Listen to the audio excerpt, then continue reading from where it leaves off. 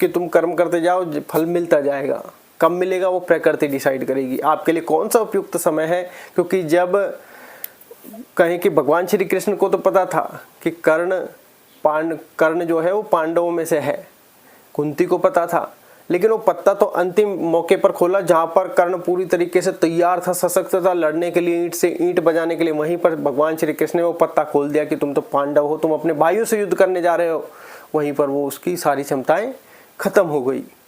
उसके मन में एक ऐसी चीजें उत्पन्न हो गई और वो वहीं आधा क्या वो तो बिल्कुल खत्म हो गया। वो युद्ध कर रहा था, अपने कर्तव्य का पालन कर रहा था। तो एंड द एंड यही है कि हमारे लिए कब क्या कैसे कितना उपयुक्त है ये हमारा ईश्वर, हमारा परमपिता जानता है। ये बात आप ध्यान रखें। तो कोई व्यक्ति गलत डायरेक्शन में नहीं बढ़ सकता,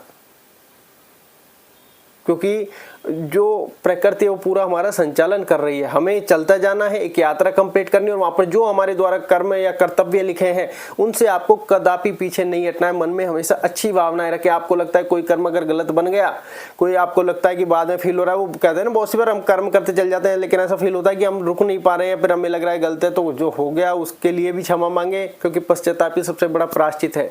भावना हमेशा अच्छी रखें, भावना हमेशा अच्छी रखें, ये हमेशा प्रयास करते जाना है। क्योंकि आजकल जो देख रहे हैं वो सारे कर्म भावनाओं से जुड़ गए हैं कि हम हमेशा दूसरे के प्रति बुरा ही सोच रहे हैं, अच्छे ख्याल ही नहीं आ रहे। तो इसलिए जब एक बुरा ख्याल आए तो आप ऐसे उसको इम्प्लीमेंट कर सकते हैं कि भगवान जिसके बारे में बुरा सोचूं उसका सबसे पहले दुगना भला हो, तो वो विचार दबने लगेंगे।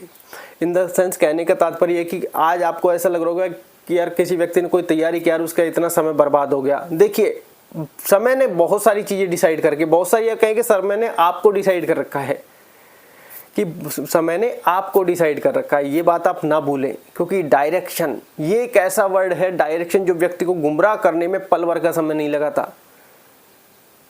इसलिए आप अपने मानसिक शांति में रहिए। आप जिस भी डायरेक्शन में हैं, गलत डायरेक्शन में नहीं जा सकते।